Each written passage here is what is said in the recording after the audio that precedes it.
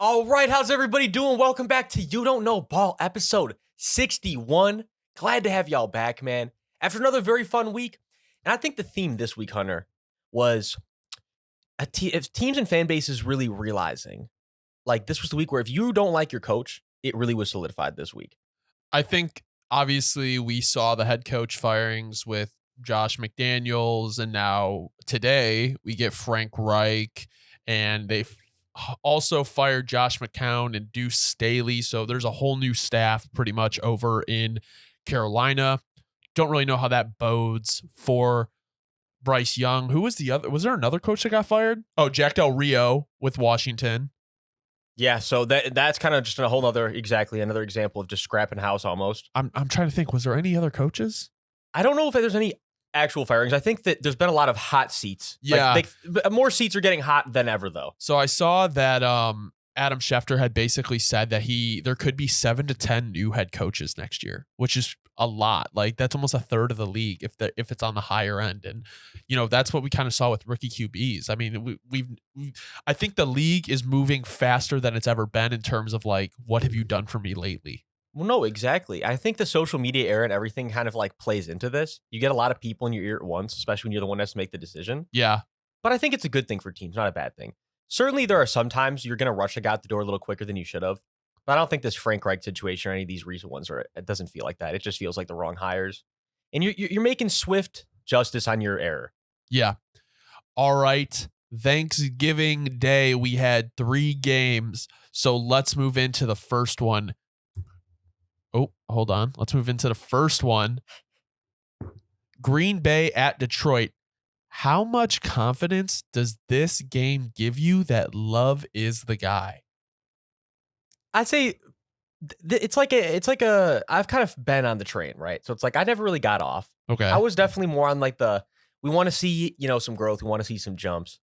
And I think these last few games, it's kind of exactly what I'm talking about. Like we know Jordan Love is not going to have the best offense around him.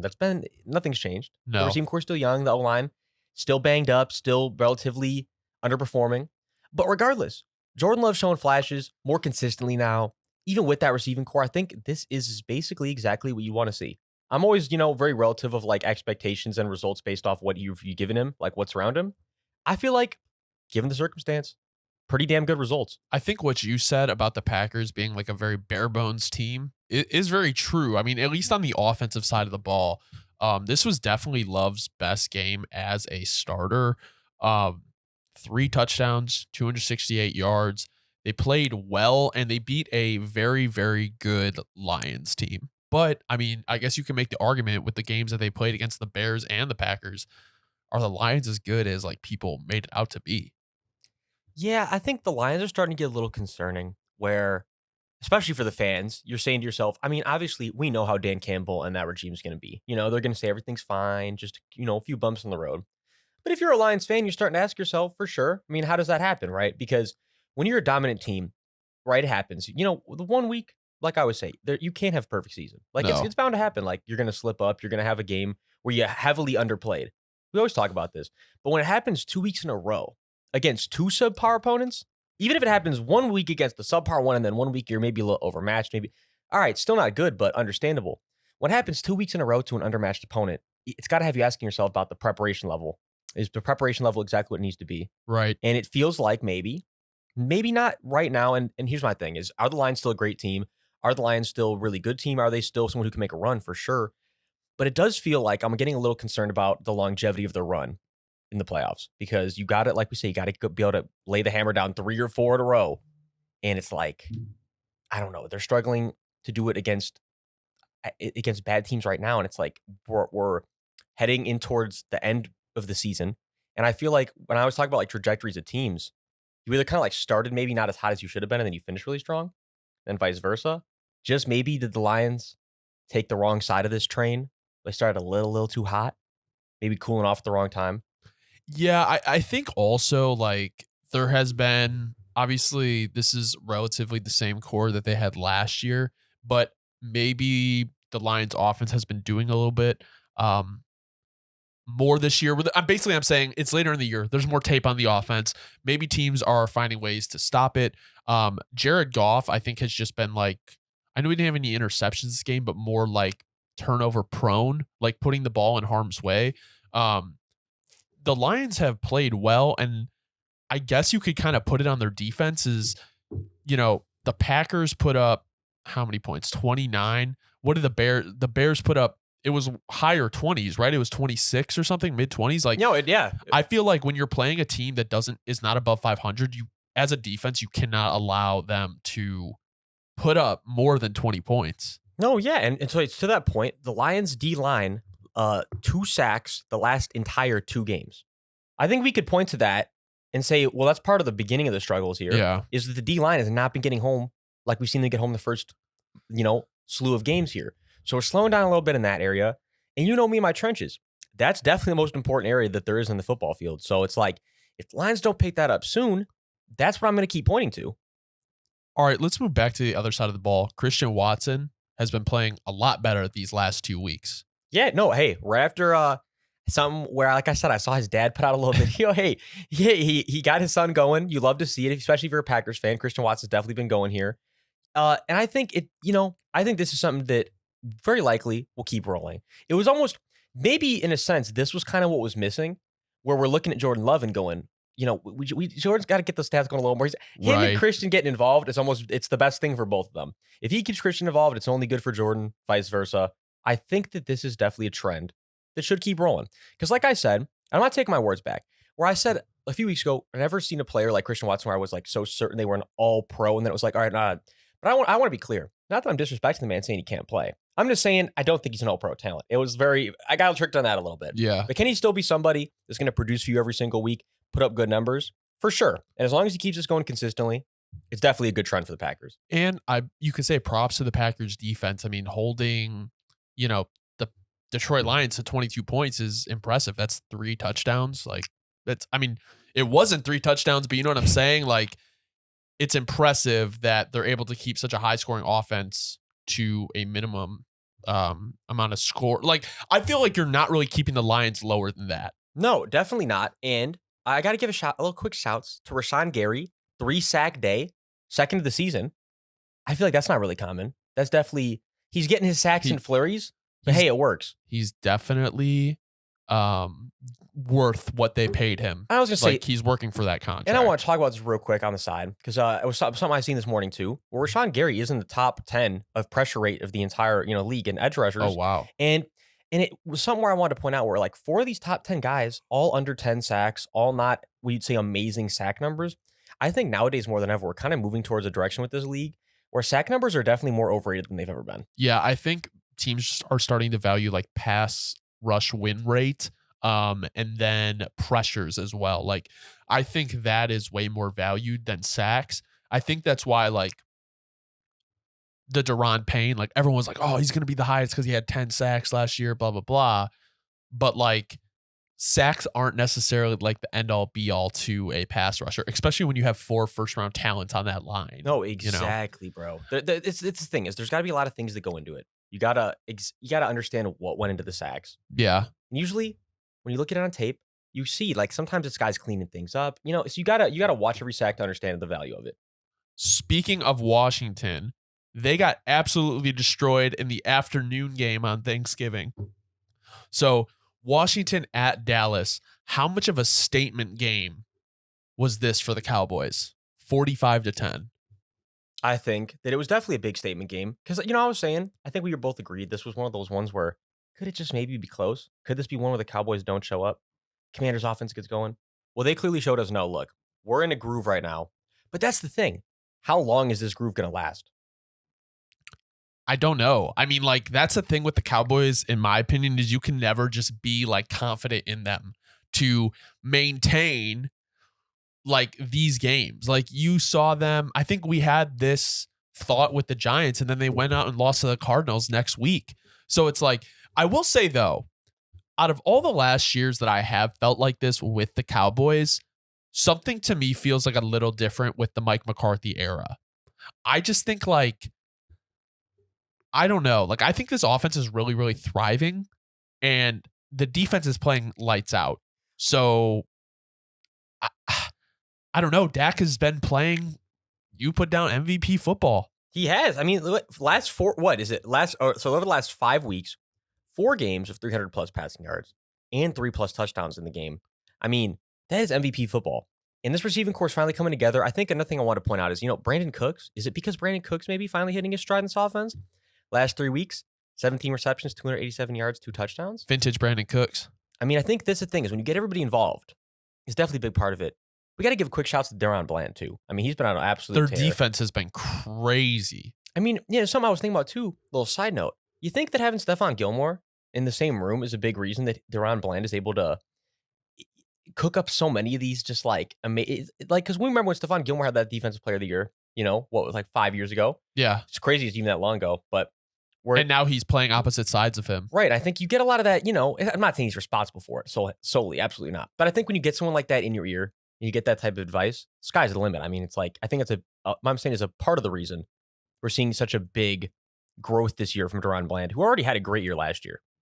Yeah, I mean, I also think when you look at their wide receiver depth, I mean, if they are able to re-sign Gilmore and then you get Diggs back next year with Deron Bland, like the amount of depth you have at the cornerback position, and I don't know if you saw, but Darius Leonard is working out with the Cowboys this week.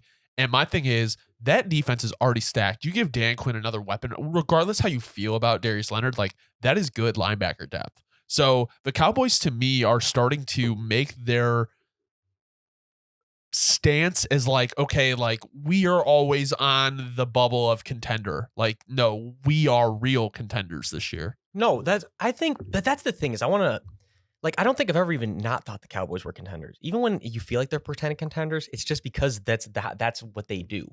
Yeah. Like they don't show up consistently. That's why it's like I'm almost hesitant to even say anything super positive again because like I don't even want to jinx them. Right. I'm just gonna let this streak keep rolling. Just gonna let them keep doing their thing. Last thing I'll talk about with them though is, hey, Micah Parsons, 5 games in a row with at least a sack, 7.5 total over the last 5 games. That's definitely a big number too. I think I use this opportunity to switch over to the Commanders though, because this was the stat that I really think speaks to the Commanders right now. Yeah. Another 0 sack day post Sweat and Young trades. So here's the thing. When the trades first went down, I get why you do it because you can't put all your salary in your D line.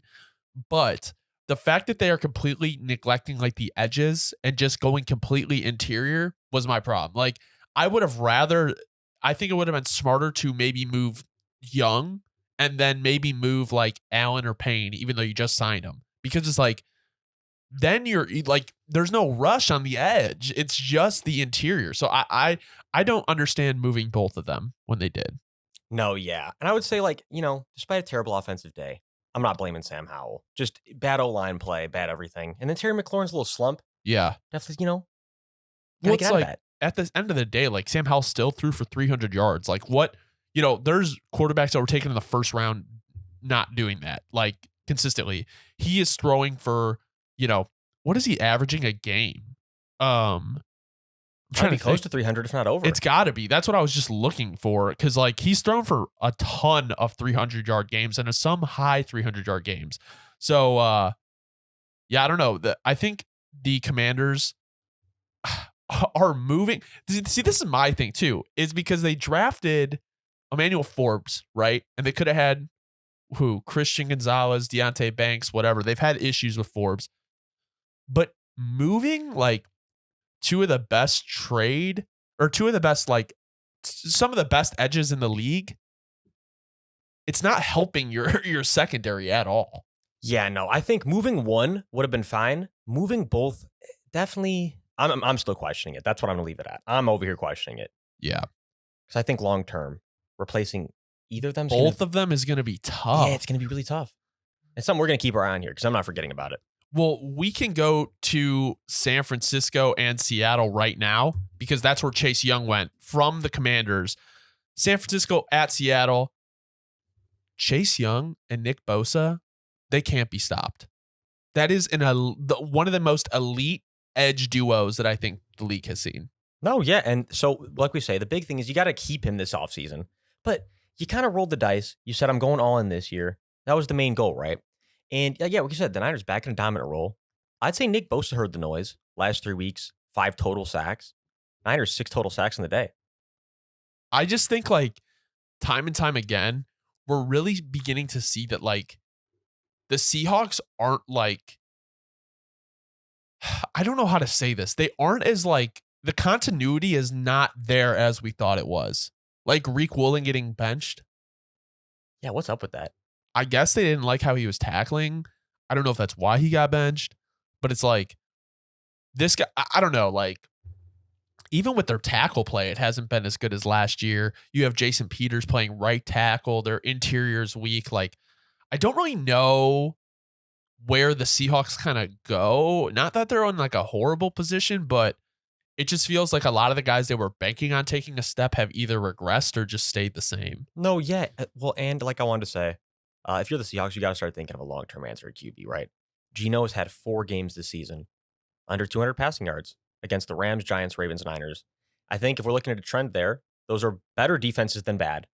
And it's like if Geno struggles against good defenses, that's the reality of the situation. He's not going to win you a Super Bowl, No. right? It's like you got to find a way to move on soon because it's the same kind of situation as a lot of teams right now. Like, yeah, he can win you games, but it doesn't matter if he can't win you the Lombardi. No, I agree. And also, if you kind of look at the Seahawks where they've been, I mean, they just allowed like 31. Like, basically, what I'm saying is their defense hasn't been doing anything crazy where it's like enough to like push the offense over the hump. You know what I'm Right. saying? And the thing is, like, the offense also isn't like a super high scoring offense all the time. So it's a really like in my like a middling team kind of on the rise, but it's just like I don't know. Like, okay, tell me this isn't right with the Seahawks. Don't you feel like they have direction, but like I don't know what the direction is. Like it's just like it seems like they're just kind of like put together. Like they have DK Metcalf, Tyler Lockett, JSN, really good. No, that's what I'm saying. It's like That's what I'm saying. It's so weird. like you can win games with them, but like, can you win the Lombardi with them? No, Like that, they This are a team is prime weird. example, and they're a young team. Like you said, the young guys haven't made the leaps. Besides Boye Mafe, I give Boye credit. He's made a big leap this year. I think also like the Brock. I mean, go over to 49ers because I mean we could talk about the Seahawks all day. It's just a weird team. I mean, I think like this is kind of like what you've been wanting from Brock Purdy the last couple weeks ever since they came off that bye, that 3-game skid. I mean, honestly, like he played pretty good. It wasn't crazy, but much better than what he was doing before the bye. No, absolutely. And it's like, again, when the Niners run game is doing this and you're averaging damn near 6 yards a carry with almost every running back, it's not Deebo Samuel, and that's not even at that point it's receiver. You know what I'm saying? Yeah. It's like Brock's just got to do his thing a little bit. You'll be just fine. Which is like what we said about when it's time to pay him, it'll be different. But for right now, you're in a great situation for the Niners. That's definitely not going to change. Moving into Miami at New York Jets. This was the first Black Friday game ever. Kind of a weird time. What was it, like 2 p.m. Central Time, 3 p.m. Eastern? Yeah, it was a weird game. So my question for you is, obviously the Dolphins handled business. Do you think Tyreek Hill is going to hit 2K yards this year? I would say I can see both situations. Like I think I lean towards yes, though. Like I think Okay. he'll have a couple more like 180, close to 20-yard games. You know what I mean? You get a few more of those in there. You get it. I think that's what I see it happening. Okay. But then I also could see, a type of thing where he gets really close, like 1880, 1900, missed it by a little, just needed, like 100 more yards in the last game. He didn't get it. Oh. I can definitely see that too. I think I lean towards that it's going to be the opposite, though. I think we're going to go with this. He's going to hit the 2K. It'll be an exciting, fun moment. Wow, rejoice. We're speaking into existence because that's what we want to see. Okay, Miami wins the Super Bowl and Tyreek Hill breaks the record for 2,000 yards. Does he retire? He always was talking about that in the offseason. Wait. Fill me in on this because He was basically saying, like, like he just kept throwing out the word retirement a lot. Like, and it was just like, it seemed like if he, now I'm not going to say this for sure, but like, I got the vibe that like, if he accomplished these things, like, why the fuck would he keep playing?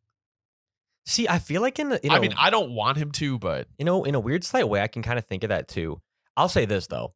If you were a Dolphins fan, you can't be mad at it. no. Because that's my thing is I think he's made it very clear. Even last Thursday night game, or was it No, I'm mixing up Thursday night with the Friday. So it was the Friday, the Black Friday. Yeah. He was literally saying after the game, like, look, like, I don't care about any of this other stuff. Like, I literally just want to win a Super Bowl with the boys.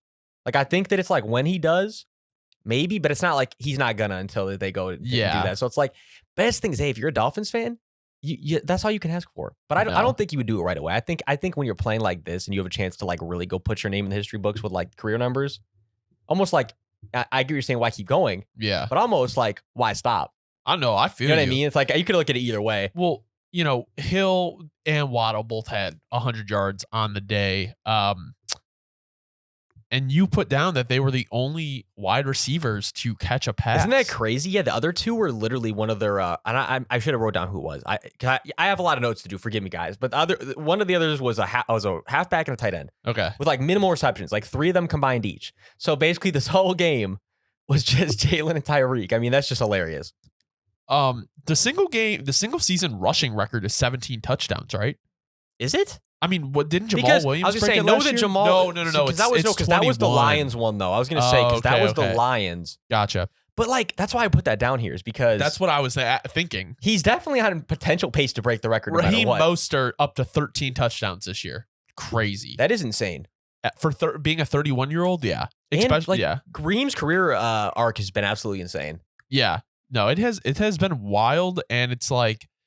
It's just crazy, like these type of guys, like they just when they fit in a system, it just works. But let me ask you, why do you think the Tua MVP narrative is done? I feel like over these last few weeks, it's like I think it's kind of shown what it is this year. Like Tua is very important in what they do. He's a very good quarterback now. He's definitely evolved a lot, but I feel like he's kind of exposed that he's not the most valuable player. Yeah. You know what I mean? Like he's very valuable to that offense, and he's very valuable to what they do.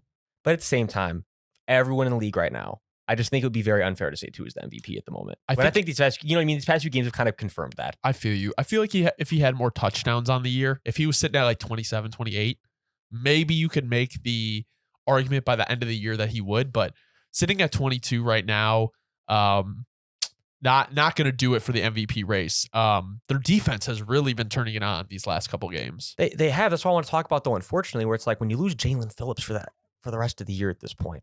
We already talk about the lack of edges, lack of elite edge play on this team. And I know if you're a Dolphins fan, you're going to tell me, but Dobbs, if Van Ginkel's going to come in and he's going to turn up for us. And I get, okay. But like reality of the situation is that I don't think anybody's going to replace what Jalen Phillips is doing this year. And I think Van Ginkel has a bunch of very good reps. But consistently, the same impact as Jalen Phillips, I don't think so. And again, like, if you've been following, the only thing I've been saying that I worry about with the Dolphins is that lack of elite edge presence. Yeah. So I feel like that this, in my opinion, spells big trouble for the rest of the year because in that loaded AFC, it's just, I feel like you're going to miss him a lot. But on side note, the Dolphins did have 7 sacks in the day. I think also like, and I think I said this earlier in the year, like Fangio's defense is very complex and it takes a long time. And I think they're finally finding their stride. So it'll be interesting to see. I mean, I think that is going to make the Dolphins just a lot harder to beat later in the year as a defense that is improving and finding their stride. It's not like they got hot earlier. They're getting hot now. So no, that's for sure. Very sad. And it's funny you put this down because that is like the perfect way to describe it. And I was thinking this, what a depressing fandom, the Jets. Just brutal watching this. No, I mean, I feel for them so much. Like there's so many things we could talk about with this. But yeah, again, I mean, so I think the thing we got to start with is like, yeah, when the defense plays this hard, the quiet quit has got to be coming sometime soon, right? Yeah. Because we talked about this last week. We'll talk about it again. I mean, it's like you are only going to be willing to throw your body on the line so many times, get another concussion, break another bone, right? It's like before you ask yourself, everyone's going to look in the mirror and say, why? Why am I doing this? Right. Like, there actually is no immediate future of doing that this year besides my own personal pride. Like literally to the sense of what am I going to help this team accomplish? And that's a terrible thing to say, but it's true. Where sometimes you got to put yourself first as anybody in anything in life. And when your team's not holding up their end of the bargain, it's exactly what the defense is going to start doing. They're going to start quiet quitting. Because that's the thing is, I want to be clear. They have such a great unit. I wouldn't be surprised if they don't. But I'm just saying logically. I mean, they got great, like their coordinator's been going absolutely crazy this year. I mean, he's earned himself some major money. But regardless, it's like.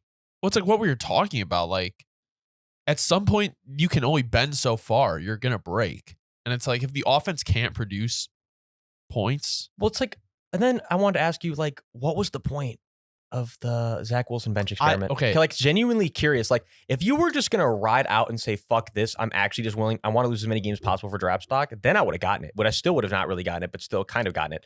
But with like bringing him back after you, like, it's just So that's so stupid. I understand like why you bench Zach Wilson. I don't understand why you do it for Tim Boyle when you know you're probably going to get the exact same thing. Like if it was Mike White, that'd be different. Because remember what Mike White threw for like 400 yards last year? Like, What were they doing not retaining him? bro, why did the Jets should have went and got Josh Dobbs? No, I mean, there are so many things about the Jets this year.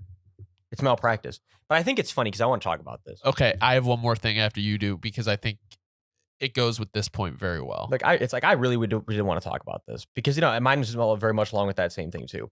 I'm starting to see a lot of Jets fans, and I'm not just saying like a few. I want to be clear. Like I'm going through Jets fan page. I'm going through like comments, and I'm seeing hundreds and hundreds of this, where it seems like Jets fans. Let me know if I'm crazy, but it seems like there's almost a consensus. Like even if Rodgers comes back when he comes back, I'm not talking about this year. I'm talking about he can come back next year. So when he comes back next year, right? I think consensus seems to be among a lot of fans. It really does not even matter. Like there are so many fucking things wrong with this team. Yeah. Then bringing back Aaron Rodgers is almost like it doesn't even matter at this point. So that's what I was about to say. Like my thing is, I'm almost glad that it's almost, and I'll say this, it's almost better Aaron Rodgers did not play this year because let's say the Jets win enough to make it to the wild card. They maybe win one, lose it. It doesn't really matter. I think with the way the season has went, you are able to see how bad some of the areas of this team are. So it's like, it's not like if they, let's say there's some tension because things didn't work out later in the year, A-Rod played the whole year. You cannot, now this makes it very clear what the issue is. The offensive line is horrid. And horrid. It's more than just that. What makes it so sad is that it's not, I feel like the O-line is definitely the main thing. Don't get me wrong. I'd say what, 75%? Yeah. 70? But then the other 20 on time on offense, other 20, 25, man, let's just call it for what it is. All those Packers that they signed?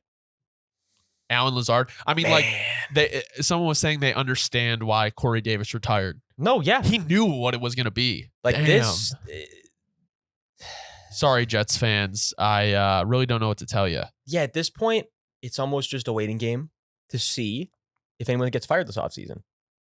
Because, I mean, really, it's like, does the things change if someone doesn't get fired?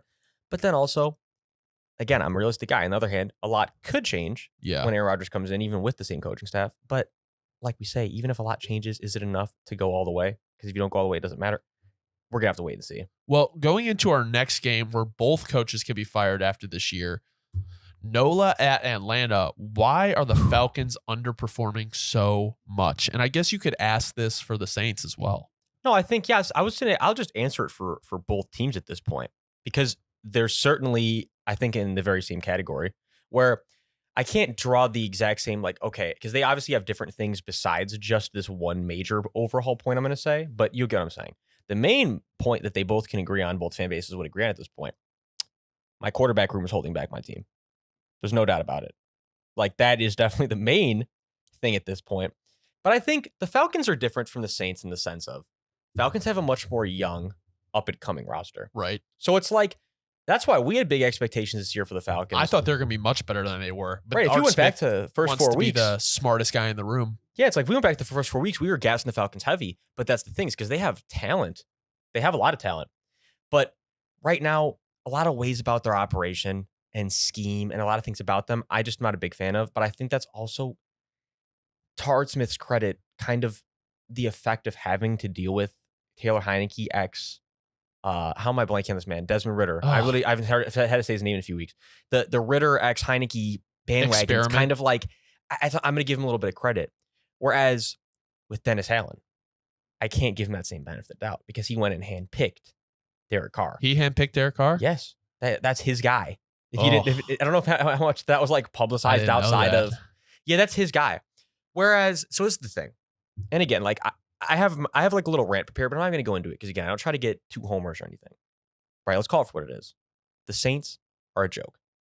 Like I'm just going to call it for what it is. It's I wish it was funny, but it's not. Yeah. We had one of the easiest schedules I think you could ever have this season. And I didn't expect to be the greatest team ever, but I definitely, at every Saints fan would agree, you'd expect at least 10 wins out of the season. Okay. Looks like we're not headed towards that at all. Looks at this point, we like lucky to get to 9, lucky to win the division. And again, I go back to even if we do win the division, absolutely, what is the point? It's like what's the point? It's because you're Losing losing draft stock? first. You're gonna lose the first round. Right? It's like we're losing draft stock.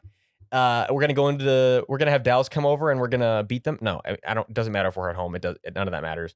The Saints are incompetent, Oh my god. poorly coached, lethargic, identityless, losing the locker room, old. 6 fucking things. And last thing I want to say about it, because we'll move on here, we'll get back to the Falcons, is that Mickey Loomis, every Saints fan will love him forever for everything he's done. But in NOLA, it's starting to become a question. Like, how much did we overvalue Mickey? Maybe, and did we undervalue Drew and Sean? Like, it's starting to be a question. Well, people are. I mean, like, I'm not gonna go Not that we into it right undervalued now. them, but you know what I'm saying. We just overvalued Mickey versus how much he was doing. Well, people are kind of saying that about Brett Veach, is he's riding really hard on the Mahomes pick, and now their roster is good, but it's like there's certain things that are just not there. But that's just kind of a narrative I've been seeing. I'm gonna say this hypothetical, then I'll let you finish up on the Saints, and then we can go finish up on the Falcons if you have anything else to say on them. Wild card round, NFC playoffs. Joshua Dobbs and Derek Carr face off. Josh Dobbs is winning. Yeah. No doubt. Again. Yeah. Oh, yeah. And actually, I'm sorry, because you said, it just reminded me. Last thing, I swear I'll move on for this. Derek Carr and his like happiness and smiles despite the fact that he came over here and we still suck. Can someone make it make sense to me? Oh, I'll tell you what it means. I don't like that check still cleared. The check's still cleared. Y'all gave him a bag. Shit is so stupid. Anything you want to say on the Falcons? Bijan Robinson's elite. Yeah, just Bijan and Jesse Bates, man. Absolutely elite. I can't say that Bijan's going to have an all-pro season because he's not going to, but it's in a few years, and then Jesse Bates very well could have the all-pro season this year. I know they added like a lot of talent on their defense like this offseason, but I'm still impressed with how the Falcons have been playing on defense. Oh, absolutely. Jesse Bates, biggest free agency addition this offseason, potentially, on defense, for sure. So, talking about NOLA and Atlanta, 2 teams that are fighting for a playoff spot basically because their division is wide open, who can suck the least. We kind of have a similar situation in the AFC North. Pittsburgh at Cincinnati. Can the Steelers win a playoff game if they make it? Because realistically, the Bengals are out. The Bengals are out. You're thinking of the Bills. Browns are probably out. And also, the Bills are getting to sketchy territory. But I was talking just AFC North. Like they don't have anyone else to compete with besides the Ravens, basically. But it's just like, with Kenny Pickett, the way they played post-Canada, is there a chance they win a playoff game? I think this doesn't really change too much from what I said like 6 weeks ago. Like, the Steelers are the team. No matter how bad anyone's playing or how good anyone's playing, they can go in there, just kick you in the fucking mouth. And you're like, what the hell just happened? How do we just score 7 points? You know what I mean? Like, how do we just score 10 points? That's the Steelers. When their defense plays perfect, offense just doesn't turn the ball over. I mean, realistically, I think they could win a playoff game. Okay. But it comes down to, like, I think they could win 3 or 4 in a row? No way. Not. But I mean, it's like, I think it's a step in the right direction. I think you compared to the Vikings last year, in the sense of, I know the record is going to be much different, but that was because the Vikings were a complete anomaly with the record. My point is, I could see them, you know what I mean, potentially. Well, actually, the Vikings didn't. I meant to say the Giants. That's why I'm mixing them up. I'm like how the Giants were last year, where they go in there, they upset the Vikings, but it doesn't really mean that much, and then you know what happens in the next week. I think that'd be a very good comparison to the Steelers this year. Oh, yeah. I mean, they're just like, they're like one of those teams that like no one wants to like actually admit are like, I hate to use the word good. They're good, but it's like they teeter that line of like being like a great team and just like a good team that can beat bad teams. You know what I'm saying? Yeah, but they definitely have a lot more of an identity than the same teams that are like, whereas they definitely have more of an identity. They know who they are. Yeah, they definitely know who they are even when they're at their worst. So Kenny Pickett basically had the best day of his career, or not career, but I mean, I'll admit, I am impressed with how quickly that this happened. Because honestly, I expected an absolute stinker first game without your old OC and with the new one, no matter how good, but better the new one is, against the Bengals defense, felt like a recipe for a lot of turnovers and a lot of bad plays. Not at all. Definitely very surprised. Also, because I'm an honest man, but I'm going to admit, hey, Kenny Pickett shut me up. He showed me, hey, man, fuck back Canada. Give me a new guy. Maybe I'm going to be able to show out like this every week. But the thing is, I'm also not going to overreact to it. Like, I need to see this for a while. Yeah. I need to see this for like at least 3-4 more weeks in a row before I'm going to sit here and say that Kenny turned it around. But he certainly started to turn it around. And I can't take that away from him as long as he can keep this going. 421 yards of total offense for the Steelers. The first immediately game, post the Canada era. Did they have one with him? I don't think so. I don't know. I'm almost certain that they didn't. Know. Steelers fans, correct me if I'm wrong, but I don't think you guys had one in like that 2 or 3 year span. So and Najee. That's what this is the thing I really want to talk about. Is Najee unlocked in this new offense? I hope not. The run game is not literally the most bare bones joke in history. Yeah. Just maybe where there's actually motion in the offense now and it's not as easy to tell what's coming. Just maybe that Almost power had a run, 100-yard Najee game. get going. Pat Fryermuth as well. Like everybody on the Steelers just had that a was the better funniest day. one. The funniest one is he literally doubled his yard total on the season in one game. That's just some actual shit you can't make up. That's the Canada effect in a nutshell. He had 120 yards yesterday. He had 60 on the season. You cannot make that up. So before we move over to the Bengals, because this game, I don't know, it wasn't anything crazy. Are you putting all of this on, the Steelers defense being elite and then the offense moving on from their OC and then having a better OC call the game? Or do you think it's somewhere in the middle where it's like the Bengals kind of know their season's fucked and they probably are not all that motivated in terms of like, even if they get to the playoffs, they're not winning anything. And they've already been to a bowl, AFC championships. Like, they're probably like, what the fuck does this season even matter at this point? Yeah. Oh, I'm sure. That's the thing. Like, on top of it, it definitely adds it and it plays a factor. There's not even a doubt about it, bro. Yeah. I mean, their season's over. It feels completely over. It's one of those things where you can't say it's all the way over, but it's over. I mean, it's over. It's over. I mean, it's Jover, literally. It's Jover. I mean, it's Jake Browning. Oh, it's Jabrover. Yeah, it's Jabrover for sure. It's Jabrover. Sorry, Bengals fans. But again, like we said, y'all be back next year. This isn't an indictment on the future. It's just the reality of this year. I mean, the Bengals had 25 rushing yards on the ground. That's what I say. It wasn't even Jake Browning's fault. I really wanted to say, like, when you play like that, and this has been a thing the Bengals have done this year a lot, they will just, like, throw the ball 30 times a game and run for, like, 20 yards. It's like, I don't know if that is the best cause to move the ball. No, I mean, man, sorry, Bengals, just not your year. Definitely just not their year. Carolina at Tennessee. If you are the Panthers GM, after all the firings that just went down, what is the first move you're making? Honestly, I'm caught off guard because I have no clue. Because the issue with this is that I would have to make so many moves I wouldn't even know where to start. Their answer? Like, I feel like, honestly, the Panthers might be the one team that might be in a little bit more of a bleak outlook at this point. And I mean, like, I'm about to make a crazy comparison here. Because, like I said, you remember my rant. The Saints have a very bleak outlook at this point. Yeah. When I talk about the future and the age of the roster, Panthers might be just one that actually has like a more bleak, immediate future outlook. Because there's so many things you have to change. So many people you got to hire. So much culture you have to completely change around now. No, they are the most bleak. Realizing your draft class last year was, I'm not even talking about Bryce. I'm talking about everything else too on the right. I mean, it was just last year's draft class looking really, really bad. I mean, there's just like, there's so much. They have so much to clean up. You also have to think about it. Like, they didn't re-sign Brian Burns as of yet. You don't know if this GM's going to be here.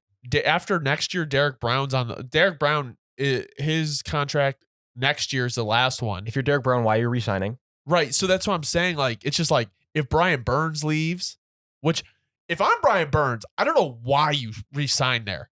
The only thing is, I'll say this.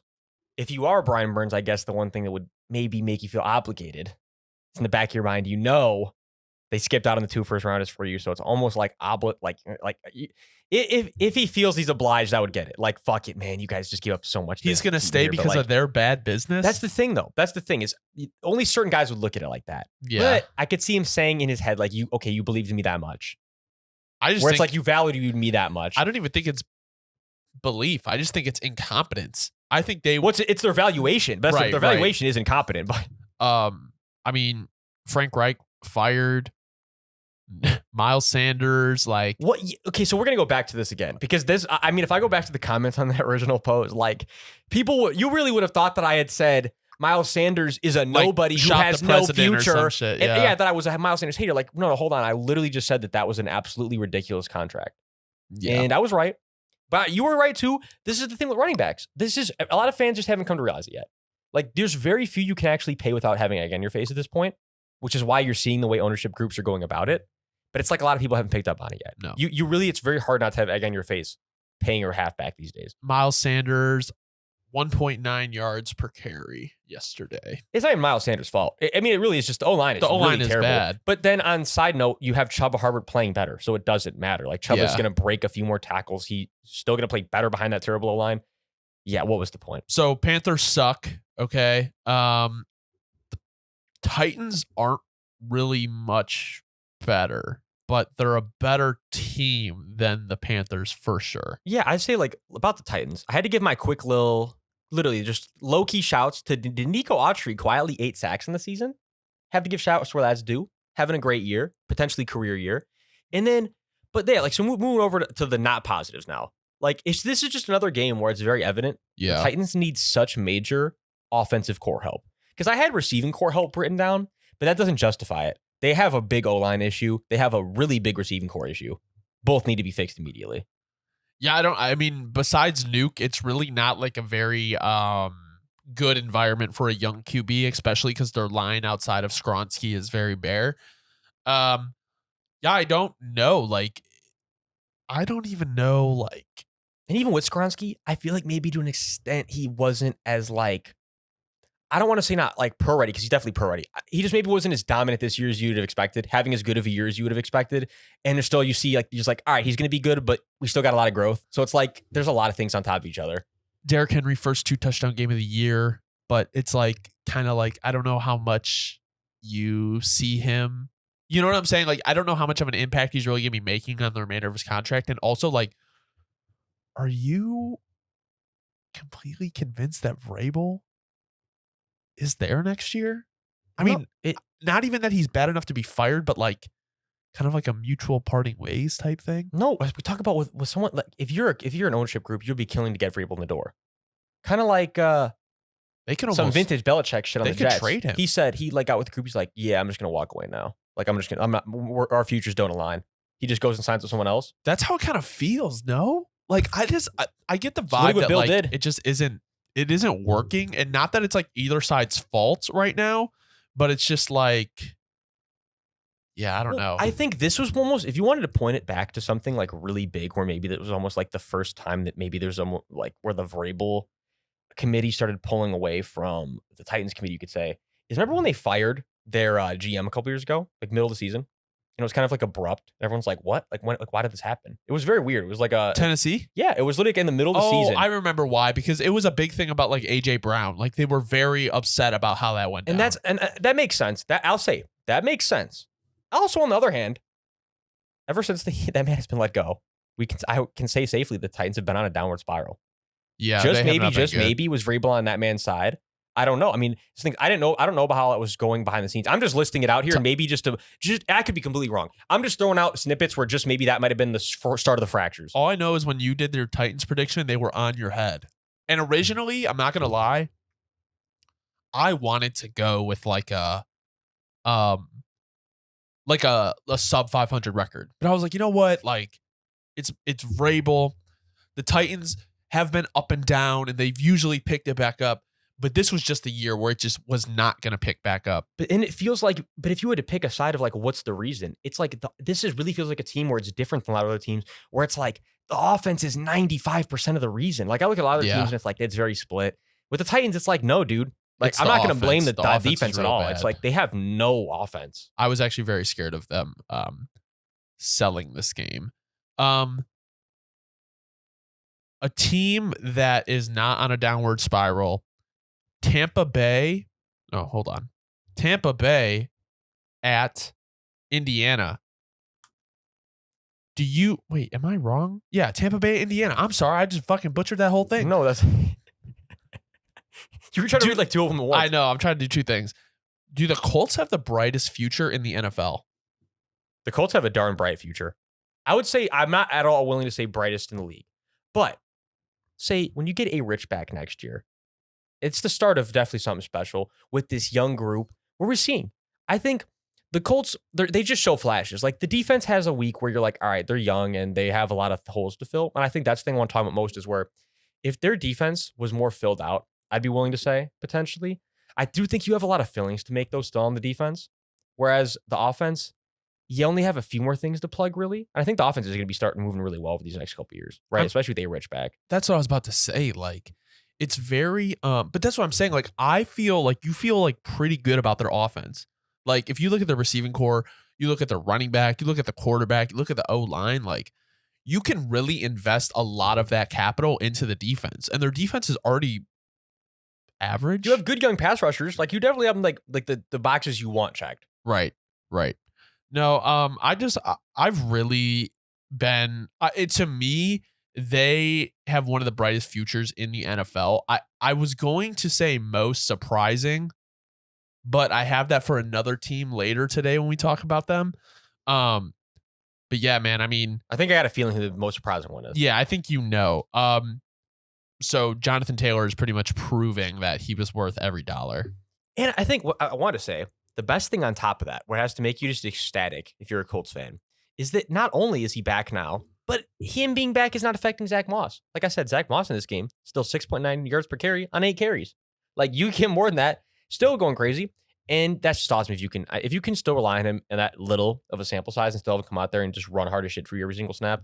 The Colts running back room is best in the league. Well, I mean, they have with a productive O-line and then putting a player like a Jonathan Taylor's caliber behind it, definitely one of the better rooms in the league. And especially like, they're maybe not like the top 10, but the Colts have some nice, like their top 3 options in the receiving room are nice. Pittman, Pierce, and Downs. Downs coming in definitely was like, he helped out a lot with everyone else. That room would not be the same if Downs was not good. If Downs was not good, it'd be a super weak core. And he's, like I said, he's getting, best thing, I don't want to give the credit to Josh Downs. It's also very much on that Michael Pittman has had a very big jump this year, but I think it's the thing, it goes together. But Michael Pittman, yeah, the unsung hero for the Colts all season long. Last 4 weeks, 8+ receptions each week. I mean, he's on an absolute Michael Thomas 2019 type tear right now. I mean, this is literally egregious in a good way. No, he's an absolute possession machine. Pittman's been going crazy. I've always liked Pittman, but like I was never sold. I thought he was always like a 0.5 Mike Evans. No, yeah, he might be just like another, not as good. No, I think he's switched. I think I comp him less at this point to Mike Evans, and I think I actually see him more as like old Mike Thomas. Okay, just big, good possession. If he's one-on-one against the corner, there's a pretty good chance he's gonna snag that thing. Oh no, I love the way he plays. On the other side of the ball, 6 sacks for the Colts. That young defensive line getting to work. Gotta love to see that if you're a Colts fan. All right, let's talk about the other team that is, I don't know. In the NFC South debacle. Yeah. So you put down, is every NFC South head coach going to be fired this offseason? So I actually had an answer to my own question because I forgot. I was reminded this morning. Okay. That Art Smith has actually been told already he's fine. Remember how the Falcons had come out and said, we were talking about this a couple weeks ago, where I almost forgot about this too. Oh, okay. But they basically came out and said, like, no, Art Smith is fine. Like his job's secure for at least another year. Like we rock with Art, essentially. Like they came out and said that. Yeah. So it's like, minus Art Smith, though, I think I would say with certainty, we're Todd done. Bowles, Dennis Allen. Well, Frank Reich's already gone. Just maybe 3 or 4. The way the Saints operate, the Saints scare me. Like I could see the Saints pulling a buddy fucking system moment and being like, we're gonna give him one more year, yay! Fuck off. But minus the Saints, there's no doubt in my mind. The other 2 are getting rid of their coach, Bucks included. And I think with Todd Bowles too, it makes it a lot easier because you already have the ring and you say to yourself like, well, Bruce was the guy and Todd is definitely not the guy. Let's wrap this up quickly. I just don't know why they didn't sell this year. We keep going back to this. Yeah. Well, again, this was so many teams were in the same boat, but this was the year where now you went from having I don't want to say astronomical value because that would be a lie, but pretty high value. But like Mike Evans is still good. No, right? Like 4 touchdowns last 3 games. You would have had pretty good value on any of these guys, even if it was just. It's things I want to say when I say pretty good to me means like 3rd, 4th, maybe late second. Yeah. Really good value is like second, first. But in today's NFL, man, as you know, third, fourths, and fifths, if you make them work, they are everything. The Chiefs could have gave up a third for Mike Evans, probably. For sure. And that's the thing is like, and if you're the Bucs, you take that pick and you turn it into another productive receiver down the road. But now you're not turning into anything. I mean, Rashad White has been continually having good days. I mean, the Bucs defense has been. I mean, not this game. Not this game. It was not impressive at all. Kalijah Cansey, the rookie's been playing well. Yeah, so the 3 sacks over the last 5 games, definitely really want to give a shout out to because he wasn't even playing much at the beginning of the year. Kind of like a late bloomer getting in here. He's shown you, though, this is why he was drafted as high as he was. We know he was a wrecker from the interior. It was kind of just a matter of time with a guy like Kalijah. Yeah. Put some size on, get the reps in. He's showing you, man. He's an absolute wrecker.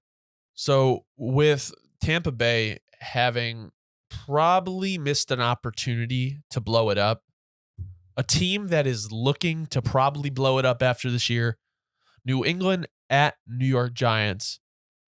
What do you think happens after this offseason? Or after the season for the Patriots? What do you think? Do you think Belichick's fired? Do you think Mac Jones is gone? What's the deal for the Patriots? It's funny because I actually was thinking about this earlier, along with what we were just talking about when I saw the Art Smith thing.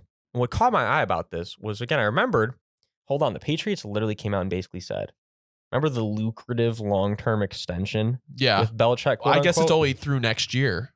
Interesting. So that's my thing is I feel like I do think probably, especially with how much history they have with him, I'm sure that the Patriots are leaning towards like, no, I want Bill to be my guy, and I'm really praying and hoping that we can make a situation where Bill comes back and can put together a regime that's competent, and that I can let Bill kind of, still be my guy.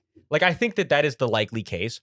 But for everyone else, they have to be gone. And there's not a doubt about it. Like, literally everybody besides Bill is going to be gone. And there's just no other two ways about it. Mac, Bailey, the O-line, like, there's a few guys that'll be retained on both sides of the ball, but realistically, I think the Patriots are going to be like letting almost anyone go they can.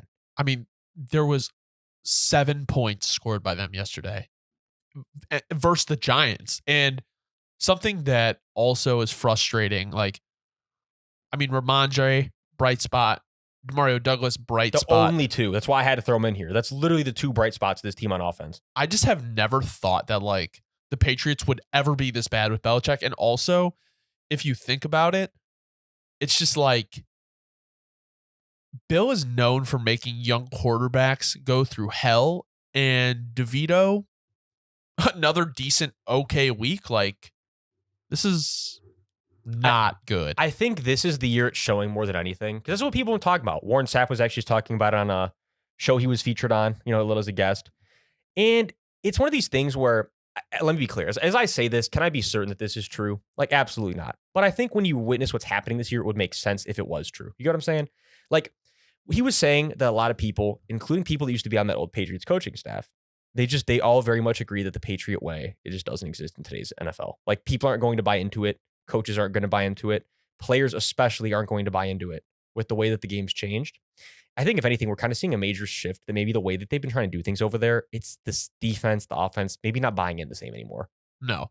And, like, I mean, you can see it. I mean, when you stop winning, like, winning heals everything. And when you stop winning, if you're going to be like a hard ass and not produce like results, that's a very quick way to lose people. Very quick. So, I don't know. I mean, Patriots are garbage. Giants are also garbage, even though I really wanted the Patriots to win this game. Tommy DeVito has been creating a really good connection with Jalen Hyatt. Great connection with Jalen Hyatt. I said Hyatt. Jalen, yeah, I got to get your shots. Jalen Hyatt, first career game over 100 plus yards.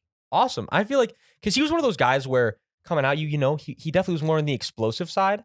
When you get a young guy like this that has the explosive type receiver to have a 100 plus yard game the rookie year, that's awesome. That's definitely what you want to see, bode well for the future. Because I was definitely worried. I'm sure many Giants fans were the way that you started. He's shown you, no, just let me get on the field consistently. Let me stay out here. I'm going to create a chemistry with my QB. I'm going to be able to be that deep threat that you guys drafted me to be. That's awesome to see if you're a Giants fan. Well, three interceptions on the other side of the ball as well. Yeah, I mean, like, this defense has been going crazy. Deontay Banks has definitely been cooking up ever since his little Instagram live rant against the Commanders. Did the Commanders wake him up? Bro. Oh my God. He literally told that franchise to go fuck themselves on an Instagram live. Crazy. I mean, how can you make that up? Like, that's actually some shit you would only see in today's NFL. It is So we can both agree that this game was just horrible overall. This is the new candidate for worst game of the year. I would say this one probably harder to watch than Germany one. Oh, watching New England. At least we got to see Minshew in the Germany one. The Germany one was better. The other thing though is like the missed field goal by the Patriots kicker. Like, bro, were we all together when we were watching that? We were like, we knew it. We knew. Like there was just a bad aura around that whole game.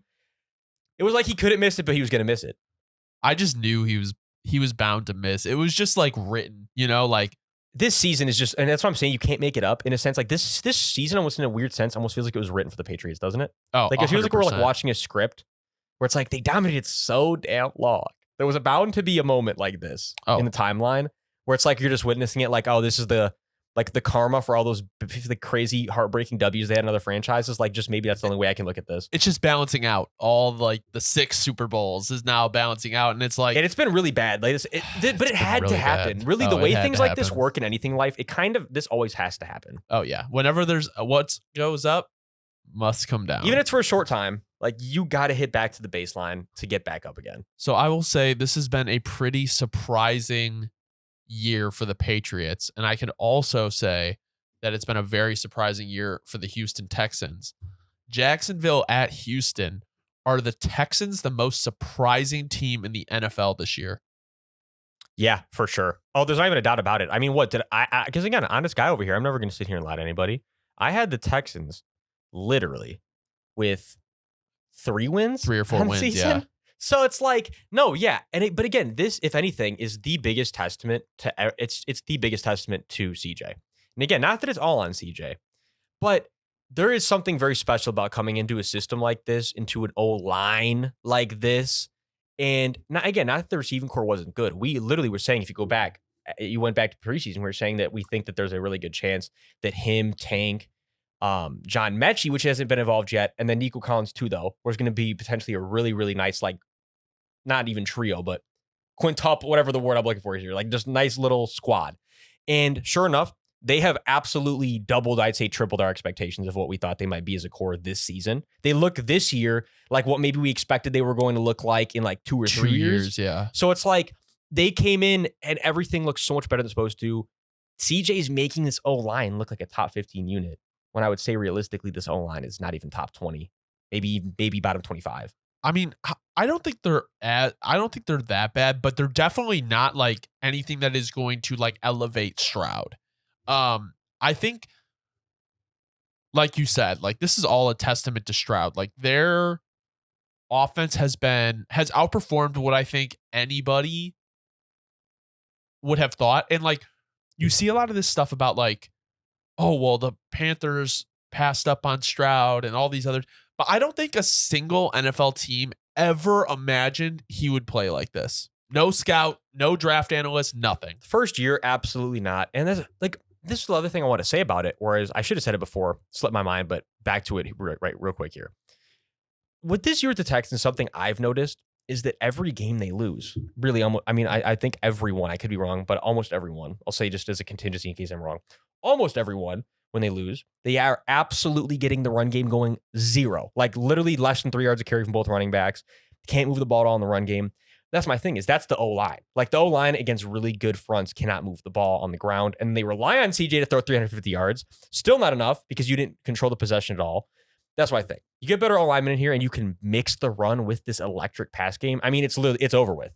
They're going to be a dominant team in the AFC. I mean, their defense is slowly getting better too. I mean, Derek Stingley had a pick these last 2 games. They just claimed Derek Barnett, who the Eagles waived. That's really exciting. Yeah. I mean, it'll help on the pass rush. I think Barnett's only 27 or something like that. Yeah, you get him on the opposite side of Will Anderson. Yep. Definitely that's a very interesting, speedy little duo. Yeah. Off the edge. No, I like it. I like their defense. They definitely have some pieces. I mean, like Tank Dell, Nico Collins, like. Nico has had maybe the biggest jump of a receiver this year. I remember a podcast that talked pretty high about this receiving core. I know we've brought this up again, but we were getting shit on. We have to go back to those comments. But Texans are looking very nice. Definitely most surprising. All right. Time for the victorious team, the Jaguars. 8-3. The Jaguars are the real fucking deal. They're boosting our narrative, bro. You think they heard? Yeah, I talked to T-Law last week. The Jags number 1 seed narrative staying alive. Stays alive. Trevor Lawrence with his second 300-yard passing game on the season. 364 yards total this year. Or total this game. And then with Calvin, last 2 weeks, 19 receptions, 192 yards, 3 touchdowns. And then Josh Allen, 4th. Because I'm talking about, at this point, the most disrespected player in the league. I actually am standing Josh on that Allen? for sure. Oh, there's no doubt. The other Josh Allen. See, that's The where one that- that's where it gets funny. The one that's winning? That's where the disrespect starts. Is that everyone? That Josh Allen. No, the pass rushing beast off the edge, Josh Allen. 4 games this year with 2+ sacks. Why does that not get talked about? Well, we'll be here to talk about it. Well, because Josh Allen, dominant pass rusher. No one talks about. We love you over here, Josh. because he's in Jacksonville. That's why. Nobody talks about anything in Jacksonville until they're like. I mean, I remember in We're like fake Jags homers at this point. We've been keeping it alive when no one else will. Bro, I love Jacksonville. I love Doug Peterson. I love Trevor Lawrence. Like, I just like that nobody fucks with them. Like, that was kind of my thing too. Is like I really fucked with like the Jameis Bucks. Like, I loved the Jameis Bucks. Like, there's just random teams that I really fuck with, and the Jags are one of them. Because realistically, I guess like. They have the same record as the Ravens, but they've played like they have 1 less win than the Ravens, but they played 1 less game. This Jaguars team is just what we said they were going to be. They are the team that I think over the next 4 or 5 years will be when they do steal that Super Bowl. People it are was gonna like be they stole it. Like Yeah. they literally walked in there, won 3 or 4 in a row, and you're like, wait, how did they do that? Like when the Eagles did initially. Like we're just like, hold on a minute. Like they really played the perfect game 3 or 4 in a row. Like where they weren't even the best team against every opponent. That's kind of how the Jaguars feel. But like they could be that team for sure. I think they will. I think they're the Over the next least talked about 8-3 team in the Decade or league. so. No, they are. That's the thing. And I think this is a consistent thing. They're built to last, like you said, Doug Peterson, Trevor Lawrence. O-line's really coming together. Receiving core is definitely coming together. Defense, you got pieces that I'd like to see replaced, but the main things that are important are very, very much filled. So it's like you got a good consistency for Jacksonville for the next decade or so, as long as, again, you know me, everyone stays healthy. I won't push decade. I'll push half decade, but at least another half decade of a run. Doug Peterson, would he be the first coach to win a Super Bowl with 2 different teams? You know what? It's a fun question. Let's look it up right now. I only think one coach has done that. But no, I mean, I would love to see it. When was the last time they got close? 2017 was that when they were in the AFC Championship? Yeah, and that was one where, again, Jags fans would say that was definitely almost a robbery type moment with the call against Miles Jack, where it's like, if you're a Jags fan, you're hungry to get back for another opportunity to go win a bowl. And no coaches ever won a Super Bowl with 2 different teams. All right, Doug Peterson, let's make it happen. That would be crazy. The Texans are on the verge of making the playoffs. And another team that I don't think anybody expected being a playoff team this year in the AFC, Cleveland at Denver. Could the Denver Broncos make the playoffs? I would say for sure. Like, they definitely can make the playoffs. You know, again, let me do my classic stall and pull up the schedule on the side. Because, again, I always like to look at exactly what we're looking at here, right? So we got Texans, Chargers, Lions, Patriots, Chargers, Raiders. Okay, so the way that I would see that is I would say you got a very good shot to be able to pull that out against the Texans. You also could lose that game. We'll toss that to a 50-50. But I think the Broncos would for sure take one against the Chargers. Probably lose another one against the Chargers. Probably lose to the Lions, but then be able to beat the Broncos or the Patriots and then the Raiders. So I'd say realistically, you're looking at a very good chance to get to 9 wins and probably be the last team into the playoffs, right? Very, very solid chance. Is it a certainty? Is it even necessarily favorable? I can't say that. But I definitely say if you had to have me pick a side right now and you had a gun to my head and pick one or you got to make the choice, I'm going to say, yeah, Sean Payton's going to find a way to get the Broncos to the playoffs. Yeah, bro, I have a feeling they're going to make it. I feel like the Browns are going to fall out, and it's the Texans and the Broncos are going to be fighting for that 7th spot. That is crazy. I really do. But that's the thing I want to talk about, too, as you saw in my other note, is I think in a weird way, too, though, I could sit here and say, look, the Browns also very potentially have a very favorable schedule to still find a way to sneak into the playoffs. With DTR? Right, because even with DTR, you get to go against the Rams, right? The more I say it out loud at home, it's like, it's not easy. But we know the Rams go. If you guys get injured mid-game, staff gets cracked, maybe you could pull that one out for sure. Then also Bears, Jets, Bengals being the other ones I think are very winnable. If you pull all those out, I'd say you for sure got yourself in the playoffs. So it almost comes down to who's going to fold. Yeah. Is it the Broncos? Is it the Texans? Is it the Browns? Or is it the Broncos? Who's it going to be? Who's Browns, the folder? Texans, Broncos. Who's the folder? That's what it's going to come down to. I would say It doesn't feel like the Texans, though. It doesn't feel like the Texans. I honestly feel like it's going to be the Browns strictly because they're going to lack the offensive production. And Myles Garrett is day-to-day right now, but you never know like if that injury is going to linger throughout the year. I hope not for his defensive player of the year hopes.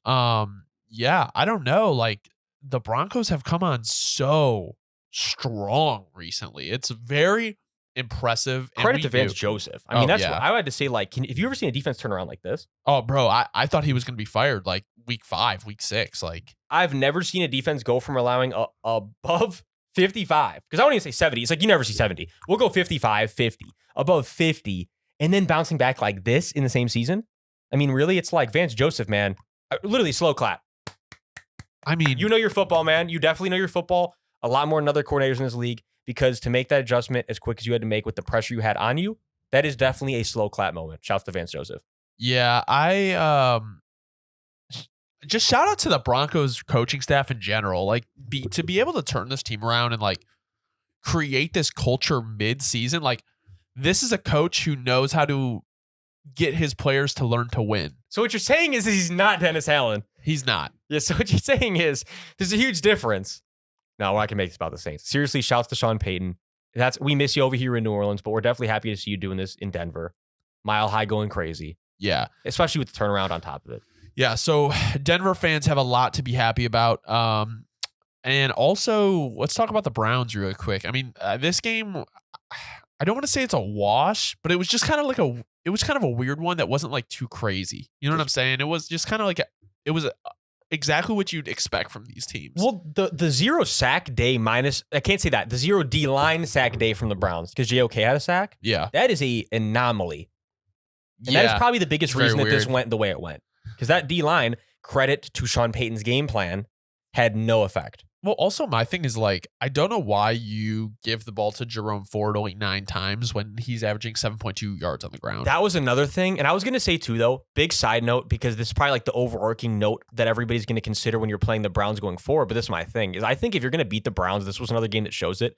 The best way and the most productive way to beat them is to get positive gains on the ground and churn the clock. Yeah. Like you have got to be rushing for over 3.5 yards of carry and be able to move that clock. Because if you can't, the way the Browns play, in the way that pass rush gets home, it's going to be tough. But if you can play like this and limit your passing opportunities and let Myles Garrett not be able to just wreck you, and that D-line not just be able to go eat, that's definitely the way to beat the Browns. Well, I mean, you threw the ball 42 times with DTR and PJ Walker. You only ran the ball 24 times. It's got to be more balanced and more run heavy. Sometimes Stefanski, I will say this year, definitely gets I get him a little questionable with like, even when Deshaun, it's like sometimes he has Deshaun throwing the ball 40, 45 times a game. It's like maybe with the shoulder and stuff, the best course action is to abuse this O-line. Call me crazy, but has that not been the MO?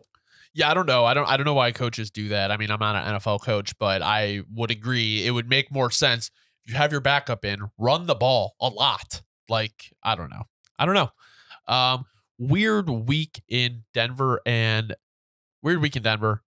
Going to our next game in Arizona. So we're staying on the west side.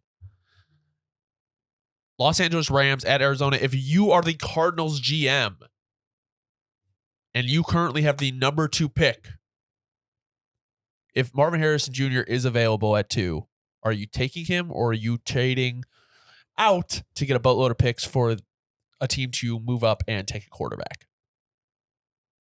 It's such a tough question. Because in the short term, saying no to Marvin Harrison, this guy's a jackass. Right. But in the long term with the Cardinals, I do think, again, we still see like you still got a lot of building to do. I think, honestly, if I had to make the decision right here and now, I would probably take Marv just because I know what I'm getting. But give me some time to come up with a plan. I don't think there's anything wrong with doing the other option either, the latter, trading away, really building on your assets. I think, to answer the question, I don't think there's a right or wrong answer. No. I think either way that they go about it, it's definitely very, very beneficial for the future. But Marv, potentially much more of an immediate impact kind of thing, where you can maybe throw yourself into, I don't want to say competitive right away territory, but when you have a full season from Kyler, close back to 500 territory. Yeah, I mean, here's my thing. I like what Poles did with the Bears, where he has constantly set himself up with security blankets or security nets. I think because I think it's pretty well understood that the Cardinals are not going to be drafting a QB. There's so many holes on that team. Marvin Harrison Jr. is not going to net you 10 more wins next year. You need all the draft picks you can get and star players. So I'm not saying Marvin Harrison Jr. Marvin Harrison Jr. will never be a bad pick, but it's I don't know if that's what their team necessarily needs right now. Well, and also we always talk about windows of opportunity, windows of the Super Bowl chance. It's you bring in Marv now, by the time you have to pay him, it'd probably be right when the window's opening. Yeah. And it's he's going to be able to demand, as long as he stays healthy, probably record money at that time. And you're already paying Kyler. Well, I guess you would be getting probably a new QB at that point. That's the thing. The Cardinals window is definitely, that's the thing, is I can't even say yes or no right now because it's almost just whatever that man has in mind is what that man has in mind. I'll say if I was him, again, I think just because I haven't sat down and come with a plan for the Cardinals, I'd be taking Marv just because that's the safest option. But if the man's got a plan, which I'm sure he does, I would agree that the long-term approach is definitely the game plan. Yeah. Cardinals run pass balance, you think was terrible? Yeah, I think this has been kind of a theme this year sometimes with the Cardinals. They like we were just talking about this. Sometimes they fit into that category where it's just maybe your line is not good enough to be passing the ball 45 times a game. Just maybe you got to balance it out a little bit. Right. And 45, you know what I mean? And it's Jack Kyler just came back. I know you want to get him his reps. Maybe just get him acclimated, get him comfortable. Maybe I'm completely wrong. Maybe that's the whole approach. The season's already washed anyway. Let's just get Kyler all the way back in the groove. Yeah, but I mean, their running backs were averaging 4.5 yards a carry. So it's to only run them 15 times. I understand it'll probably be lower the more you run them, but. And that Rams D line is nasty. I get that too. Yeah. I don't know. It was a weird day. It's at this point, we know what the Cardinals are. So it's they're either we expect them to lose. If they win, we're not surprised. I think a team that's a little bit more volatile is the Rams. I think they've been a really hard team to predict this year because sometimes they put up 37 like they did today, or they just fucking can't move the ball. They look bad. Stafford had a great day. Kyron Williams back. Royce Freeman's been good. So Royce Freeman, I had to give shots to Royce. He's definitely been a very surprising player this year. Coming out of nowhere for them. He said, fuck it. Give me touches. Yeah. Really exactly. I'm guessing the translation. Royce Freeman's been saying over these last few weeks. Because, yeah, he's come in here just running hard. And then that Puka slowing down a little bit after that historic start.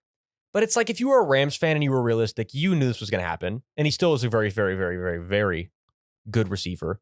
Definitely going to be a great receiver in the future. So he still got, he was bound to cool off, but he's going to keep getting better. Already a special talent. Nothing to worry about if you're a Rams fan. That's what I'm trying to say. No, I don't think anyone else expected Kyron Williams to come back like this either. Yeah, I mean, seriously, the 143 rush yards, 8.9 yards a carry, 6 receptions, 61 yards, 2 receiving touchdowns. I mean, PPR monster. PPR as he's been when he's healthy. Monster. On the other side of the ball, the Rams look nice. I had to give my shouts. Kobe Turner, 2-sack day from the interior, the rookie. I've been saying his name a little bit here on and off the whole season. Yeah. So, I mean, okay, just to kind of finish up with the Rams here. What do you do with Stafford after this year? Is he under contract next year? Because remember they gave him that extension? Yeah, I think this is why I've been hearing so much buzz about McVay potentially, going to take a broadcasting career. Why would he do that after this year, though? That doesn't make sense. I agree with you where it's why come back if that was potentially the goal? I think in his mind, it was almost let's give it a shot. And if by grace, if everyone's healthy again and we can really make a run, I'll be back in it. Yeah. But then it's also in the back of my mind, if we're not, it's I'm going to move on to greener pastures for the meantime. So it's looking like the Rams are going to kind of have to keep him next year as well, Matt Stafford, because you remember he signed like that long ass extension. Surprising Yeah. extension. So, yeah, it looks like they're stuck with him for a little while here. Because the length of that, I mean, it's like, especially with his health. Oh, yeah. Definitely interesting. And yeah, the Rams are going to have to look out from that eventually, no matter what. Because as much as you always will love him if you're a Rams fan, the writing's on the wall, getting older, getting more injury prone, and the team as a whole just getting older. Well, so it's been the Rams. That's been the narrative. Another team that may have their wide receiver one this year, KC at Las Vegas, is Rashee Rice becoming the certified wide receiver one for the Kansas City Chiefs? Oh, he is the certified wide receiver one for the Chiefs. That usage keeps going up. First 100+ receiving yard game in his career. You love to see it for Chiefs. Again, like I always say, for a rookie, not that easy to see that number. Really not. So when you see it from your guy, your first round guy, you gotta love to see it. And again, too, I think second round. Yeah, why do I always mix him up like he was a first round guy? It's like that. It's like that Chiefs receiver effect. Like guys in the early second to feel like first. It's just because that's always when they take receivers. They always take them in the second. But it's like, it literally, it's like the trend. It feels like the first. Yeah. It's just like Chiefs. Sky Moore. Yeah, stop doing this shit to me, man. Like, what is that? But anyways, yeah, but you gotta love to see it regardless. And again, just when your early draft pick guys, I'll change that. Your early guys, and especially because a lot of other guys in this roster, it's very struggle based. But it's also weird because it's on and off. Like the Chiefs receivers turn it on 1 week, they turn it off. I think Rashee's been the one guy though that's been very consistent, and you gotta love to see that. The consistency's been growing. We know he's not gonna be perfect his rookie year, but definitely growing about as fast as you could. I feel like at this rate, especially in an Andy Reid offense with this high of expectation. Yeah, I'm not going to lie. I passed up Tank Dell to take him in our draft, and I was low-key sick. But the more and more I see of Rashee Rice, the more confident I am. I mean, he could realistically have like an 800-yard rookie season, which would be pretty impressive. For sure. No, absolutely. And I think he's exactly what he was built out to be, too. He doesn't just catch the ball and go down. He catches it. He's going to give you 15-10 afterward every time if he has a chance. He looks nice after the catch. He's awesome after the catch. So that's definitely a huge thing where he gives you an extra gear. It's not like he's just a receiver. He's a receiver and a running back on one. He is explosive. Like that's what, like when I watch like Sky Moore and Tony, like they're never able to get free. Like it's like, I thought that was what you were supposed to be. Tony's just been weird. Like Tony's just so like he'll be like the greatest player ever for like 1 week, and then 8 weeks in a row it's a complete mess. It's like it makes no sense. No. Greatest player in the world is a complete exaggeration. But you get my point. Much better that 1 week than other weeks, and it's like, what are we doing here? Chiefs defense, George Karlaftis. Yeah. Quietly 8 sacks in the season. I mean, and this defense has been absolutely mean. This is kind of the year that for sure, it's already been solidified. If you're an NFL buff, you already knew Steve Spagnuolo has been, he's one of those guys. But this is the year that really confirmed it. Like Steve Spagnuolo, really one of those guys, like really valuable, really doing his thing, getting better every year. Scary hours for everyone else over there in the AFC. I think it's safe to say the Chiefs are still Super Bowl contenders every year. Kind of going over to the other side of the ball, even though they lost, like the Raiders just look night and day from when they had Josh McDaniels. It's not even close. Yeah, and Aiden O'Connell, like that's the thing I want to talk about. It's like a confidence-inspiring day. Like realistically, was he going to go in there and was he going to beat the Chiefs? Like it's like very unlikely. No, but he showed you a lot of good stuff. There's a lot of stepped up in that pocket, delivered a nice dime, filling out the pressure, moving around, delivering the ball where it needs to be. Again, like against his D-line, against his team. A 14-point loss, it sucks, but realistically, that's what I'm saying. It's like with the interims coach and everything, they showed you good things. And yes, if you're a Raiders fan, you don't want to hear that you don't want to hear about moral victories. But I'm a realistic guy, and the realistic situation is like when you're playing the Chiefs this close with a much worse roster. I know Meek Robinson wouldn't agree with me.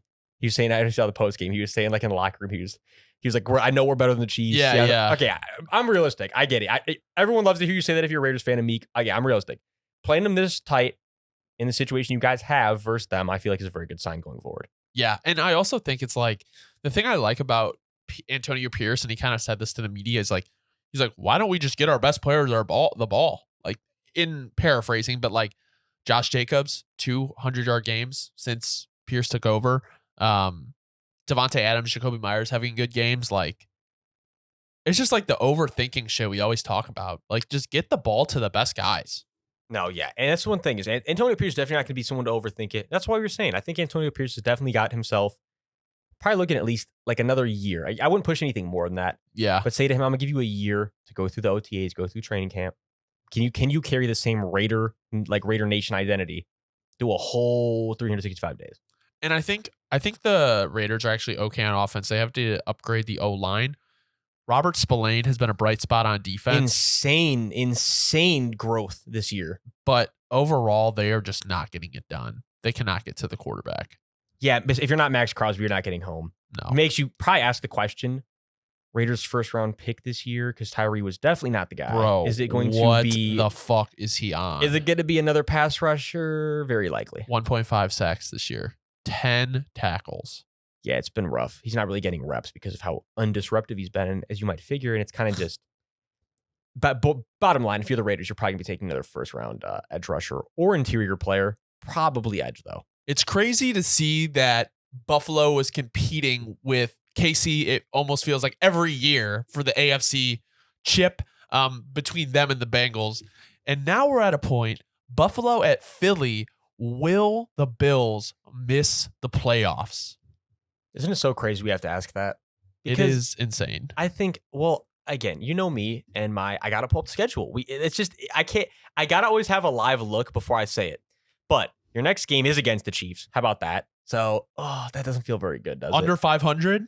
But I'll say that if you ever talk about a game where the Bills are going to, maybe if you're the fans and you say, you know what, we can't not show up. Right. Maybe this is the one. So let's say for positive hypotheticals that they beat the Chiefs, right? You're sitting there at 7-6. Okay. Then after that, this is where it gets really rough. Because you got to go Cowboys, Chargers, Dolphins out of the next 4. Oh. And it's like, that's like a real... I talk about realisticness and percentages. I feel like the percentage of them winning more than double that they, or I'm mixing up. Winning more than half of that they lose. Yeah. 50-50. And it's like, you're looking at what, like a 50-50 to make the playoffs? It's definitely not favorable. Man, I have a feeling that they're just not going to make the playoffs this year. And like, that may be ignorant, but bro, it feels like it's not going to. No, if we're just basing this off of a feeling. The Broncos beat them and they're ahead of them right now in terms of like playoff race. Listen, the only team you really have faith in them for sure beating is the Patriots. And even then, the Bills are the type of team where it's like they would blow it. Could they? I mean, seriously, the Bills are just like the new Cowboys. They have been. They are the AFC Cowboys, except this year they're not up to the same standard. No, which is weird. Didn't think I'd be saying that this year. No, man, this game was it was just. I know it went to overtime and everything like that, but the Eagles are just the better team. They're the better team, and not only that, undisappointing losses are the story of the Eagles this year. Yeah. And then on the Bills side, it is only disappointing losses are the story for them. Yeah. It's literally the tale of two completely opposite spectrums of winning your games you're supposed to win and not winning the games you're supposed to win. Gabe Davis spazzed. Yeah, and that's what I want to talk about. What? That's another thing I think that plays very much into this team. What have you ever seen a team where there's a receiver that goes for 100 yards like every other week? Oh, but then what does he do the other week? He goes for like 0. I mean, has there ever been a receiver this volatile that you've ever seen? I'm trying to think. I wonder what it is. Like, do you think it has to do with scheming? Do you think it has to do with separation, like play design? Like, what is that? That's the problem is whatever it has to do, it's been killing my dynasty team. Spent the 4th fucking round pick on this man like 2 years ago. Oh my goodness. My worst fantasy pick in history. But back to reality here, not fantasy. No, I think it might have been Najee. Yeah, Najee was somehow I still was competing for the chip last year even with all that nonsense. It doesn't even make any sense. Yeah. But yeah, I mean, Najee and Gabe, 2 of my first round picks, man. But again, back to reality here. It's like the Bills, disappointing. And then the Eagles, the complete opposite. And so it's like, well, I'll move over to the Eagles because I don't want to be on the Bills' disappointing side over here.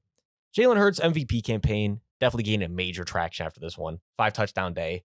Definitely the reason towards the end you could say that they won that game. Oh, yeah. So it's like, Jalen's definitely moving forward in that. Whereas this is a weird MVP campaign too, where the numbers don't necessarily support it. But if you're watching the game, I think you understand more and more. It's like, yes, the numbers don't support as much, but he's the guy that's always doing the the brotherly shove. He's always the one that's running it in for him. He's always the one taking hits. Yeah. Like it's less numbers and more just like he really does take a beating for that team, and they win with him. So it's like you got to consider it like that. Yeah. And then Also want to talk about James Bradberry, first interception of the season in a huge moment, because it's weird. James Bradberry, normally an interception machine, only one this year so far, but you couldn't have asked for it in a bigger moment. And then also just only a 1-sack day from the Eagles. Still enough to pull it out. Probably a big reason the Bills were able to put up 34 points also. Not that the Bills' offense isn't what we know it is, but they're a great offense. But I think that the anomaly day from the Eagles, too, in the sense of like minimal pressure.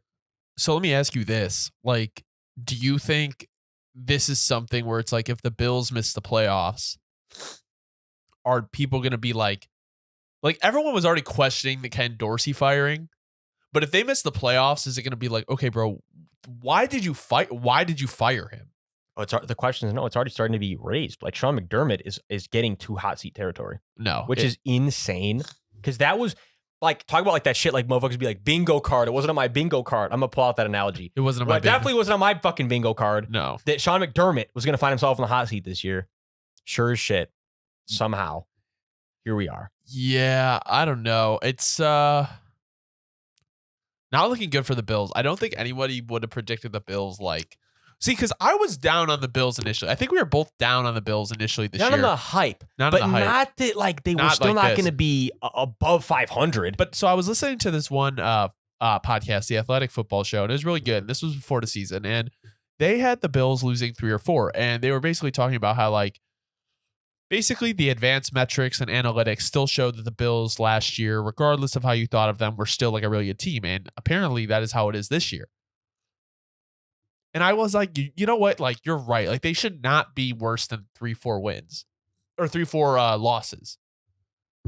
But man, I feel like 6 losses feels right for them. Well, that's the thing, though. It's like, yeah, okay, but then by that same ideology, like, well, they in certain metrics they're above where they're supposed to be. Yeah, but they also have blown almost all their losses against inferior teams. So what does it mean if you put up good numbers against a bad team, but you still can't beat them? It means that you're a choke artist. Like choke. I mean, I'm just trying to simplify it here. I feel you. It's like just because you put up good numbers, but you can't get the job done. What do we call that? Actually doing the Chargers? Something. Yeah. I mean, we're about to get to them. You get what I'm saying here? It's like that's where it's like I only go into these certain analytics when it matters. Yeah. Like, yes, I agree that, and I know what you mean, where there's certain things, especially offensively, where you're like, the Bills are definitely very far ahead of the pack. But it doesn't matter when you can't put it together in the fourth quarter and when you start to choke. And it's not even just about the fourth quarter. The Bills just don't show up to their competition. It doesn't matter how good the stats look when you don't show up to your peak. Some would say that the Bills are one of the most underachieving teams in the NFL. Some fans will argue that the Los Angeles Chargers are the most underachieving team in the NFL. Baltimore at Los Angeles Chargers. Do you think that the Chargers are the most underachieving team in the NFL? Well, you know about my reaction. And my it's almost the point where I'm starting to build like a low-key resentment for Telesco's inability to just let it go. Like, dude, and this is what's so funny. I have no affiliation to the Chargers. You'd be watching these stints. You would have expected that I would have brought the same energy for the Saints coach firing Rand. But no, I'm bringing this energy for the Chargers. Because the difference between the Chargers and every other team is that the Chargers have been in the same fucking position, in my opinion, for the last 3 years. And I know you're going to tell me, Dobbs, you're full of shit because the Chargers were a team that had an above 500 record and they were in the playoffs and all this shit previous years. But that doesn't matter to me because they still were underachieving. This has been the story of this team literally since Staley took over. The defense, terrible. Offense, super underachieving. It's like, it is the most lackluster combo I can think of. And on top of it, I think I'm going to let you take the floor here for a second. Give me a second here to pull something on the side. I'm just going to list for you in a second every reason that you could not be at the record you're at right now, but they are. So how are they a 4-7 team? I'm gonna let you finish this and I'm gonna go from here. Okay. Yeah, so they definitely are a most underachieving team. I mean, like, with what the offense is doing and having a defensive head coach, like, bro, there's no shot that you should have this many losses, especially with how much talent you have on defense. But I'll go ahead. I mean, it's not even just the defense. It's everything. But yeah, so let's get into it. In a roster where you have Alohi Gilman playing absolutely fantastic this year, Khalil Mack going stupid off the edge, Derwin James, yeah, he's having a little bit of an off year, but it's still Derwin James. No excuses. Asante Samuel, you got again, I'll be clear. The receiving core minus Keenan Allen this year, that's maybe okay. Eckler has not been playing right, well. and Eckler hasn't been playing well either. But minus that, Rashawn Slater is your tackle one. And yes, this O-line group, I'm aware, still needs a lot of work. But again, back to this ownership group and Staley and the people that make the decisions, why would that not have been the number one thing you were going for when you have a guy like Justin Herbert behind center? Makes no sense. The way this team has been built, they filled out everything besides the most important part of the team, which was the O-line. And it's like, it's just this roster is a malpractice. Whereas it's not about that, though, because here's what my overarching point is that every Chargers fan would agree. It doesn't matter how much malpractice was built around the development of the O-line of this team, because this team is still a team that should have over 10 wins. Yeah. It just doesn't matter. It's like, this is about as far as you can underperform. They have so many good pieces that any other coaching staff that is under 500 right now would be killing to have. So it's like when you sit here, and I think on top of it, it's Brandon Staley's just like tantrums that make it even worse, trying to like deflect responsibility. Yeah. There's just so many things that are very unlikable about the situation from the outside perspective, I guess. Do you think this is Kellen Moore's team after this year if Brandon Staley's gone? I think you'll agree with me on this. I think it's very easy to say it is, but I think also I can see that if you give Kellen Moore all that responsibility, I can also see an alternate reality, where he's overwhelmed and this offense doesn't look as good, and it's almost just a repeat of the whole same fucking thing. Young head coach in over his head, and it's just, you know what I mean? I can very well see that too. I mean, how could you win with Kenneth Murray on defense? That was, okay, so that was, shout out to Connor real quick. Connor hates Kenneth Murray. For getting us back in the train. But no, I've been peeping all year. I know that he's been just one of the most suboptimal linebackers for the last 4 years. But this year specifically may be the worst, because now it's not just him. It's highlighted because it wasn't, you can't really just point your finger at Kenneth Murray. It's like, oh, everybody and Kenneth Murray still is literally missing every tackle. So it's just, I mean, Eric Kendricks too. Like Eric Kendricks supposed to come and be really, really good. And I've seen a lack of effort a lot of times from Eric Kendricks. But again, who's he go back to? Mr. fucking Staley. Yeah. I mean, it's kind of upsetting that, the last 3 games, Keenan Allen has 35 receptions, basically 400 yards and 3 touchdowns, and it just is for nothing. It's a joke. 10 points by the Chargers. So let's move over to an actual competent NFL team. The Ravens have a very elite defense and the best record in the NFC or AFC. They're so elite. They have so many good guys. Everyone's really coming into their own on this defense. Like Geno Stone and Kyle Hamilton said, fuck the BS. We're the new best safety duo in the entire league. Come fuck with us. I mean, it's not just them. Justin Matabuke has had, we were talking about last week, has had a huge jump this year. You have a Defe Owe off the edge. Great year. I know right now, especially after last week, a few injury concerns. I think everyone's going to be just fine. Everyone's going to get banged up every once in a while. This defense is still hot defense. This defense is absolutely the best defense in the league right now. Again, you know me. It's week to week. But right now, hottest defense in the league without a doubt. And Lamar's just been on an absolute tear. Even though, again, my thing with numbers, maybe you don't show it as much as you'd think. But when you're watching it, you see how much control Lamar has over this offense. Oh, yeah. How much you have to pay attention to him on every single snap. Keaton Mitchell has taken over. Keaton Mitchell's hot. What were the exact numbers here? 7.1 yards a carry on 64 rushing yards. 2 receptions, 25 receiving yards. That's 12.5 yards a catch. I mean, he's electric. Why does he not get the ball more? Probably because they have a very electric running back room.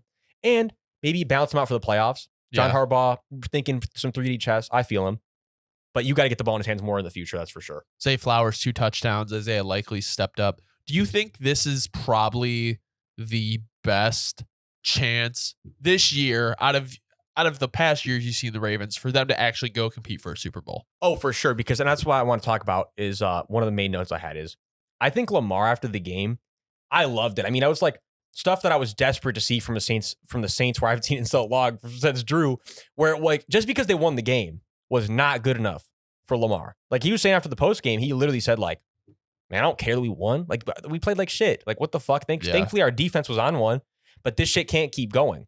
And that's the thing is they didn't even have a bad day on offense. So when you have a subpar day, but you're still willing to, and you still won, but you're still willing to say that and take responsibility, speaks volumes to me about where you want to be and where you should be. Versus I see some other teams where people where they pulled it out, they maybe shouldn't have, and then you're all happy and ecstatic and you're feeling yourself. There's a difference. There's a very keen difference between how the Ravens feel and versus how like other teams feel that kind of pull one out and they kind of pat themselves in the back. Versus the Ravens are like, no, fuck that. Very much on the same side as the Eagles, where I think that you could say there was like the AFC and NFC versions of each other where they're not going to be satisfied till they go win the whole thing. I agree. I'm very confident in the Ravens this year, opposed to like how I've been. Like, I've always really liked the Ravens in the past years, but I've always just been like, I don't know if they have that juice to get over the hump. And now I feel like they do. And you just made me remember, this is very true. Like, Lamar, even on top of it, has had already so many years where they've already been like 11 wins, 12 wins, 13 wins. He's like, I don't give a fuck about winning the games, about in the regular season. He's like, I just want to go show everyone that we can do it in the playoffs. He's in a much different mode than everyone else, which is great. I agree. Do you have anything else to say on the Ravens or the Chargers, or we can wrap this up? Yeah, I'd say we're ready to wrap it up. Hashtag get Keith Mitchell the ball more, though. Main thing for the Ravens. Well, I've Gus Edwards in a lot of leagues. Maybe give it to Gus on the goal line. Split the carries. All right, well, thank you guys for listening. This has been You Don't Know Ball number 61. Just a reminder, and I probably should have said this at the start of the show, you can listen to this podcast on Spotify, Apple Podcasts, anywhere you get your podcast. It is distributed on there. I know our biggest platform right now kind of is like YouTube to listen and consume that, but if you guys are still listening and you want to listen on those platforms, you can. Dobbs? Hey, we appreciate y'all so much. We hope you enjoyed the show. And if you did, drop a like, drop a sub. We'd love to see y'all around again, man. Y'all have a great rest of your day.